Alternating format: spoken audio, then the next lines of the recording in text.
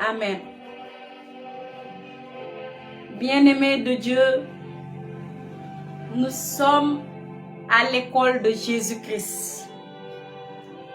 Et hier, il nous a dit, si vraiment nous sommes fidèles à sa parole, alors nous sommes ses disciples. Et comme nous sommes devenus ses disciples, nous connaîtrons la vérité et la vérité nous rendra libres. Et aujourd'hui, voilà le maître qui revient. Il continue de nous édifier.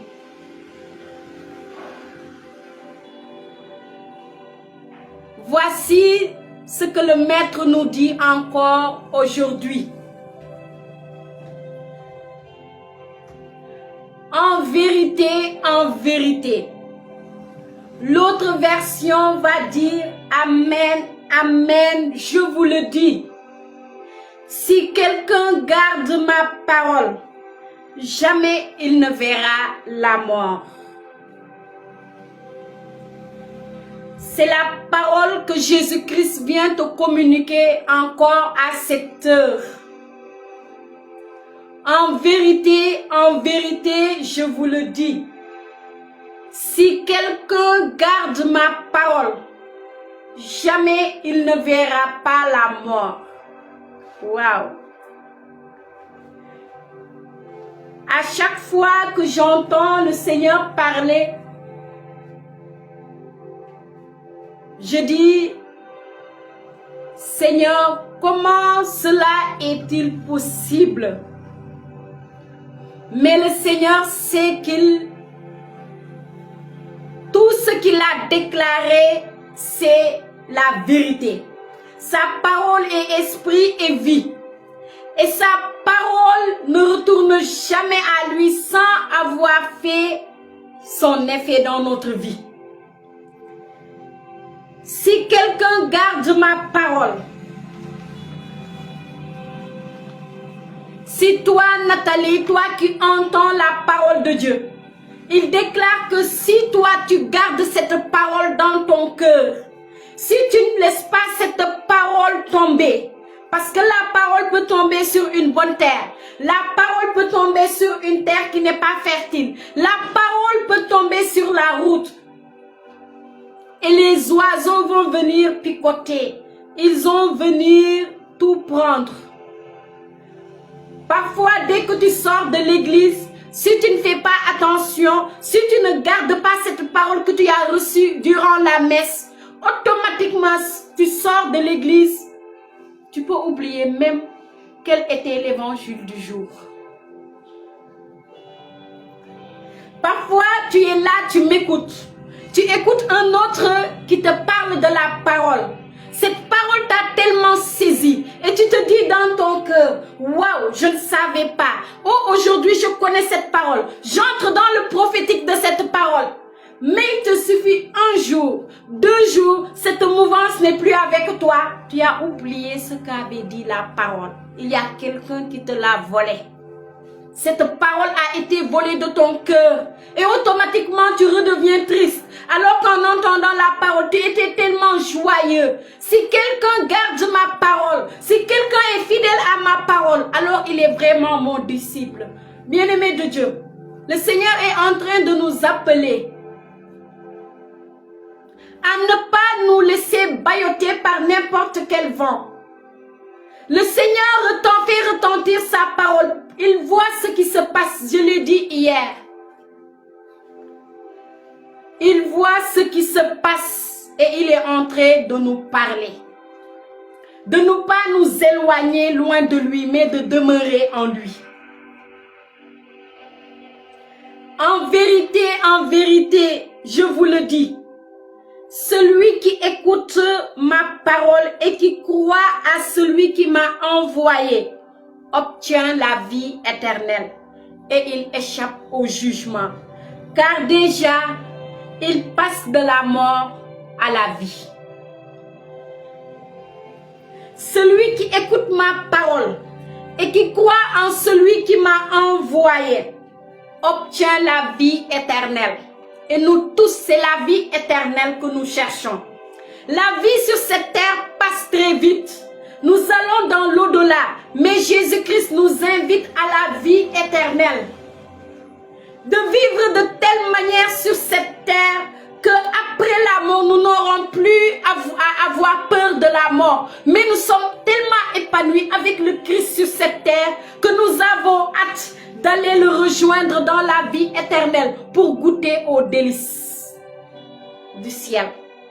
Parce que être avec Jésus-Christ tous les jours est un privilège. Tu gardes de la parole parce que tu sais que le Maître est en toi. Il demeure en toi, il est ancré en toi, enraciné et fondé en toi. Et quand viendra une autre parole dans ta vie, il trouve la parole de Dieu en toi et tu demeures inébranlable. Amen. C'est ça qui fait notre force. Un chrétien sans la parole ne peut pas tenir. Un chrétien sans la parole de Dieu ne peut pas résister.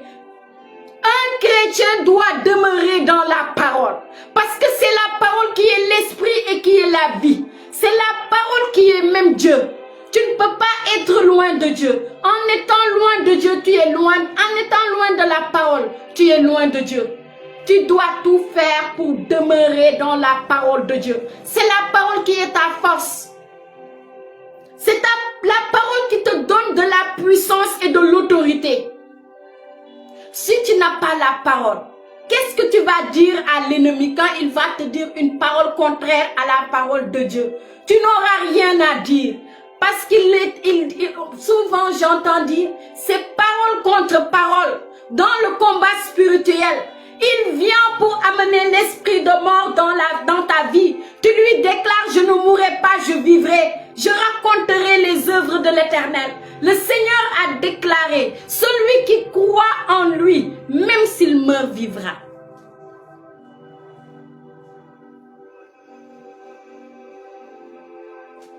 La parole a le pouvoir de nous ressusciter.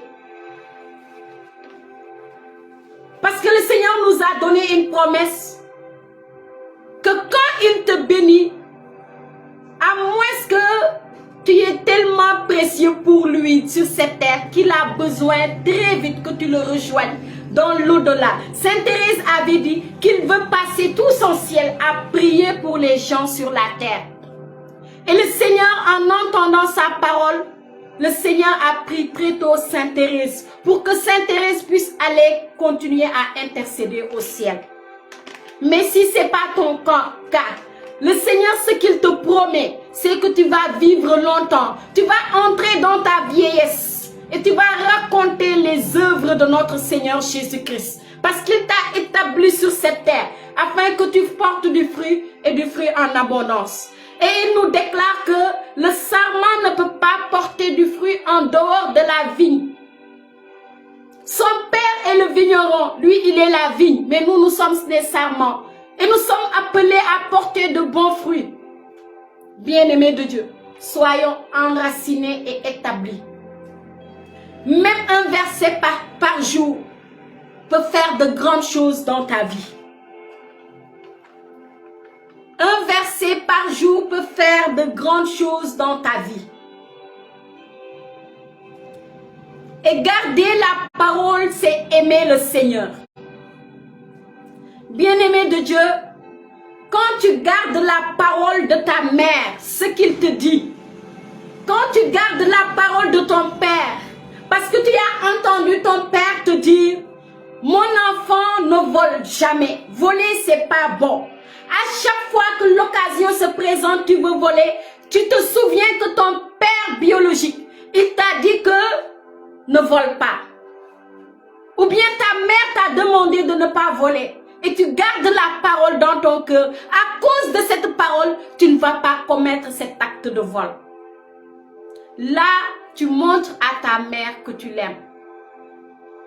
Si nous gardons la parole de Dieu, c'est que nous aimons le Seigneur. Le Seigneur va même jusqu'à nous donner une promesse. Celui qui garde ma parole, mon Père l'aimera. Celui qui qui garde ma parole, mon Père l'aimera. Je vais te dire le verset, c'est Jean 14, 23. Si quelqu'un m'aime, il gardera ma parole. Et mon Père l'aimera. Nous viendrons à lui et nous ferons notre demeure chez lui. Si quelqu'un m'aime, il gardera ma parole. Et mon Père l'aimera. Nous viendrons faire notre demeure chez lui. Bien-aimé de Dieu, ça c'est une grande promesse. Pour plaire à Dieu, il faut garder sa parole.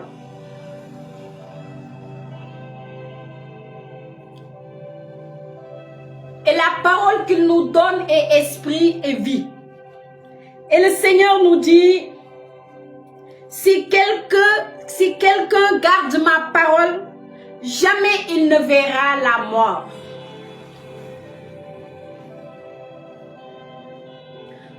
Jamais il ne verra la mort. Parfois nous vivons la mort financière. Parfois nous vivons même la mort spirituelle. Nous n'avons plus envie de prier. Même pour lire la Bible, tu lis un verset, deux versets, tu t'épuises et tu te fatigues. Parfois, nous vivons la mort dans nos familles. Nous ne sentons plus être aimés. Dans notre foyer, nous pouvons sentir cette mort dans notre âme. Mais si cette occasion se présente dans ta vie, le Seigneur te dit, si tu gardes ma parole, jamais tu ne verras la mort dans ta vie.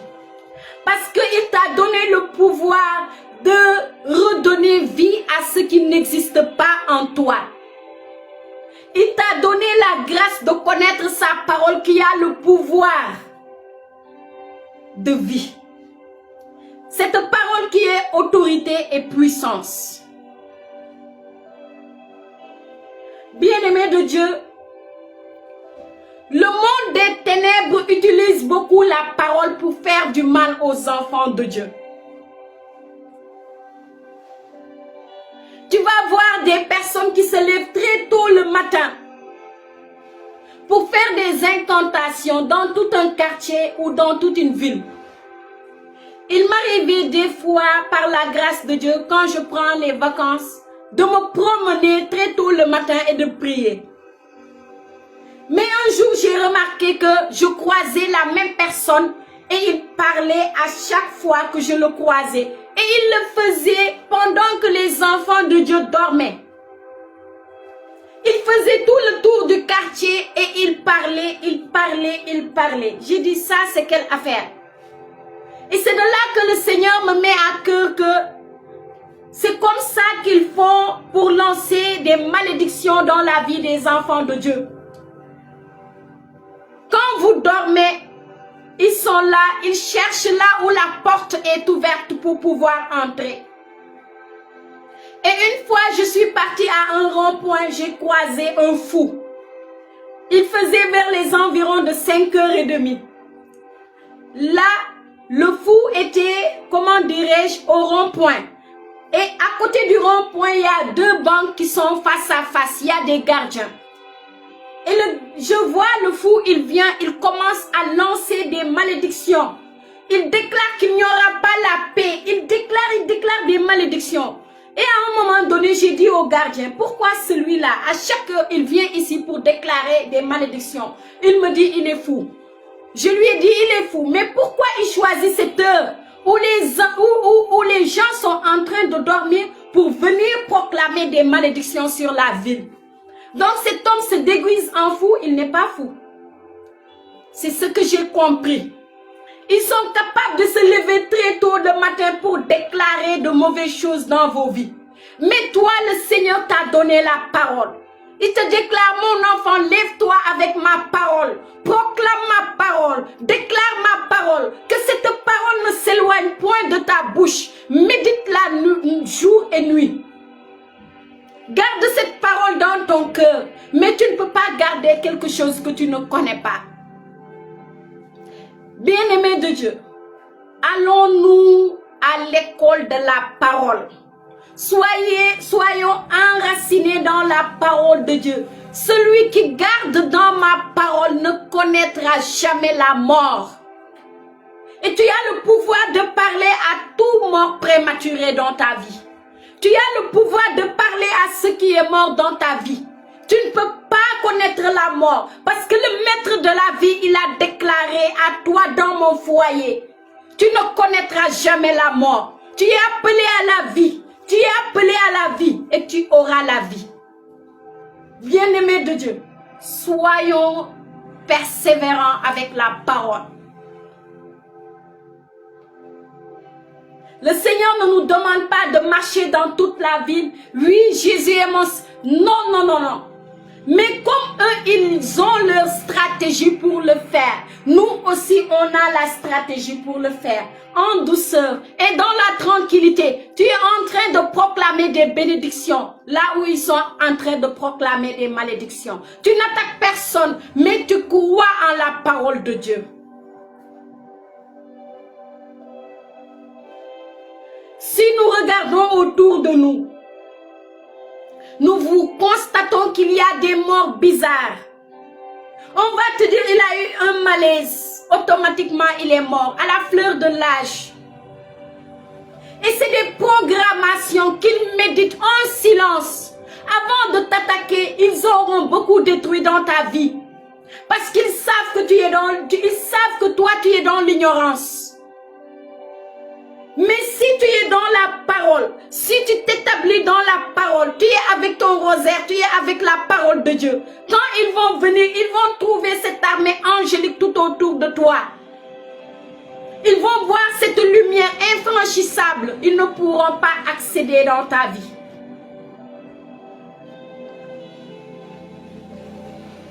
Bien-aimé de Dieu, ne sois pas ébranlé. Mais écoute la parole de Dieu. Quand Jésus te parle, il faut l'écouter parce que c'est lui le meilleur coach. Nous voyons tout ce qui se passe. Mais nous croyons aussi en Dieu. Nous croyons en sa parole. Et quand il dit, il fait. Tu ne mourras pas d'une mort prématurée. Ce n'est ni ton lot ni ton partage. Parce que la parole a été déclarée dans ta vie pour que tu aies la vie et la vie en abondance. Parce que le maître de la vie habite en toi. Il demeure dans ta maison. Que cette parole ne s'éloigne pas de ta maison. Si la parole de Dieu s'éloigne de ta maison est vouée à l'échec. Le Seigneur nous a demandé de séparer ce qui est précieux et ce qui est vil. Séparons ce qui est précieux et ce qui est mauvais. Si la parole de Dieu s'éloigne de ta maison est vouée à l'échec. C'est pour cela la parole va nous déclarer, le psalmiste, si le Seigneur ne bâtit point la maison, c'est en vain que les bâtisseurs travaillent. Si ta vie n'est pas bâtie dans la parole de Dieu, c'est en vain que tu te lèves, c'est en vain que tu pars à la messe, c'est en vain que tu pries ton chapelet. Si ta vie n'est pas enracinée dans la parole de Dieu, le malin trouvera toujours une porte pour entrer. Parce qu'il sait que tu n'es pas dans la connaissance. Il peut faire ce qu'il veut. Mais si nous allons à la messe et ce que nous entendons à la messe, nous le gardons tout au fond de nos cœurs. Nous le mettons sur un sol fertile. Cette parole va porter du fruit et du fruit en abondance. Et quand cette parole porte du fruit dans ta maison, il n'y a que la bénédiction. Quand cette parole porte du fruit dans ton milieu de travail, il n'y a que la bénédiction. Cette parole porte du fruit dans la vie de tes enfants. Tes enfants seront bénis de toutes sortes de bénédictions. Tes ta vie. Tous les jours, tu te lèves et tu déclares dans ta vie, dans le sol de ta vie, dans le sol de ta destinée, tu déclares la parole. Si quelqu'un garde ma parole, il ne verra jamais la mort. C'est Jésus qui le déclare. Vous connaîtrez la vérité et la vérité vous affranchira. Et je sais que cette parole est en train de t'affranchir de là où tu es. Cette parole est en train de faire tomber les écailles de tes yeux. Tu ne peux pas permettre certaines choses dans ta vie parce que tu es un enfant de Dieu. Sépare le mauvais. Sépare ce qui est bon de ce qui est mauvais. Et demeure dans cette parole qui est esprit et vie.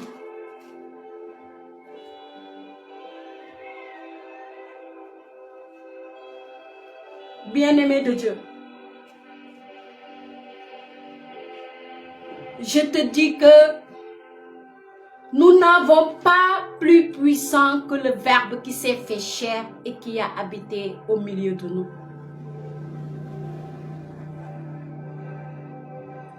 Ce que nous avons de plus précieux dans notre vie de foi, c'est la parole de Dieu.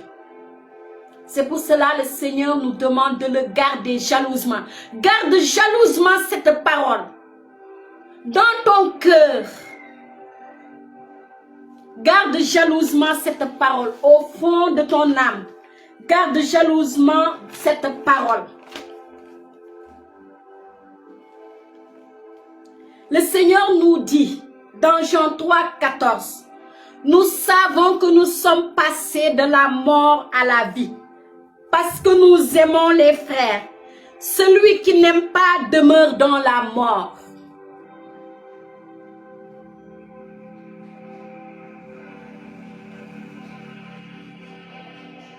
Nous savons que nous sommes passés de la mort à la vie. Parce que nous aimons. C'est ce que le Seigneur nous dit. Parce que nous aimons les frères. Et celui qui n'aime pas demeure dans la mort.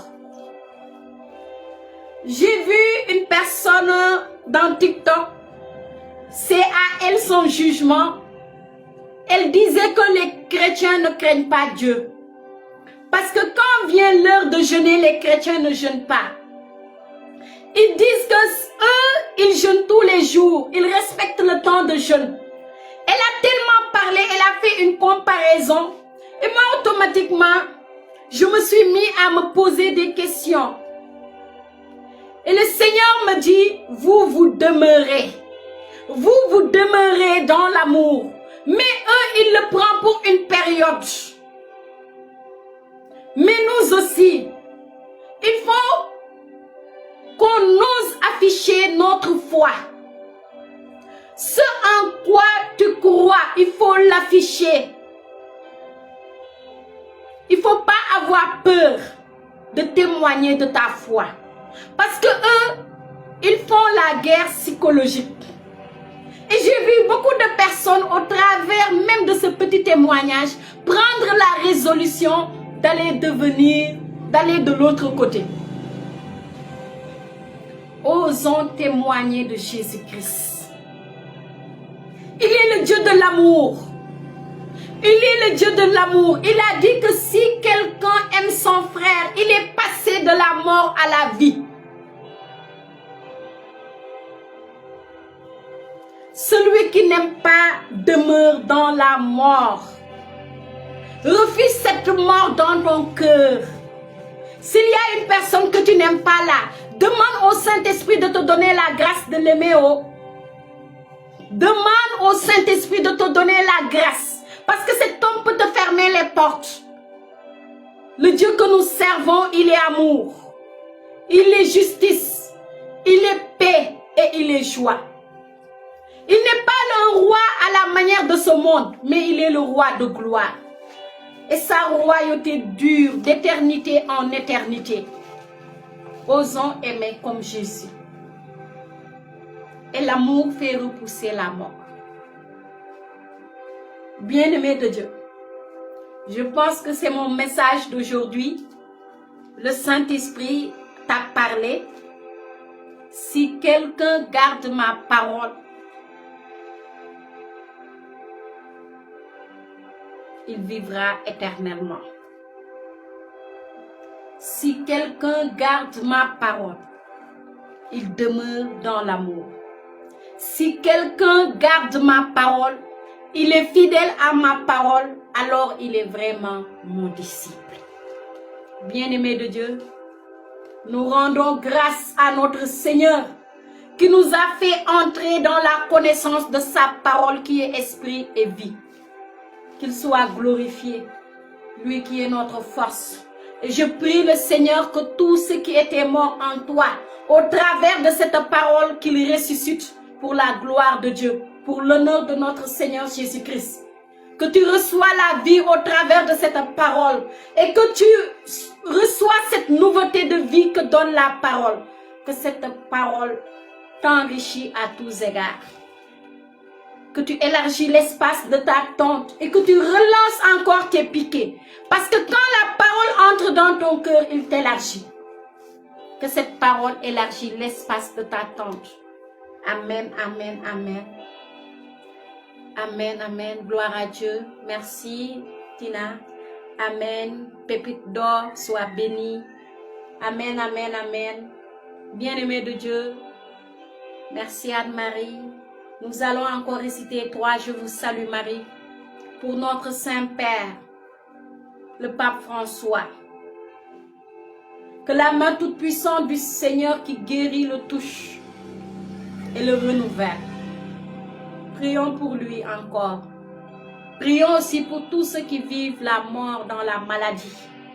Pour tous ceux qui vivent la mort dans leur esprit et dans leur âme. Que le Seigneur les régénère, les fortifie et les redonne vie par la puissance de sa résurrection. Amen. Je vous salue Marie, comblée de grâce, le Seigneur est avec vous. Vous êtes bénie entre toutes les femmes, et Jésus, le fruit de vos entrailles, est béni. Sainte Marie, Mère de Dieu, priez pour nous pauvres pécheurs, maintenant et à l'heure de notre mort. Amen. Je vous salue Marie, comblée de grâce, le Seigneur est avec vous. Vous êtes bénie entre toutes les femmes, et Jésus, le fruit de vos entrailles, est béni. Sainte Marie, Mère de Dieu, priez pour nous pauvres pécheurs, maintenant et à l'heure de notre mort. Amen. Je vous salue Marie, comblée de grâce, le Seigneur est avec vous. Vous êtes bénie entre toutes les femmes, et Jésus, le fruit de vos entrailles, est béni. Sainte Marie, Mère de Dieu, priez pour nous pauvres pécheurs, maintenant et à l'heure de notre mort. Amen. Gloire soit rendue au Père, au Fils et au Saint-Esprit, comme il était au commencement, maintenant et toujours, et dans les siècles des siècles. Amen. Ô mon bon et doux Jésus, pardonne-nous nos péchés, préservez-nous du feu de l'enfer, et conduisez au ciel toutes les âmes, spécialement celles qui ont le plus besoin de votre sainte miséricorde. Amen. Car c'est à toi qu'appartiennent le règne, la puissance et la gloire pour les siècles des siècles. Amen. Sang du Christ, couvre-nous. Esprit Saint, éclaire-nous. Nous scellons ce temps de prière dans le saint nom de notre Seigneur Jésus par la puissance de son sang. Que tout ce que nous avons reçu comme bénédiction et grâce soit gardé jalousement dans le cœur sacré de Jésus, jusqu'à son plein accomplissement pour la gloire de Dieu. Amen. Nous étions réunis au nom du Père et du Fils et du Saint-Esprit. Amen. Nous disons merci au Saint-Esprit. Il nous a aidés. Le réseau n'était pas stable, mais il nous a permis d'écouter sa parole. Je dis merci à tous ceux qui m'ont soutenu en mettant des cœurs, qui m'ont fortifié. Amen. Merci à vous qui étiez présents. Uri, sois béni. Amen. Anne-Marie, merci. Merci à vous pour votre soutien moral et spirituel. Toutes tes grâces demeureront bénies dans l'action de grâce. Amen. Je ne vous promets rien, peut-être à demain, si Dieu le veut. Je ferai tout pour assurer la divine miséricorde, même si je ne peux pas faire la parole après.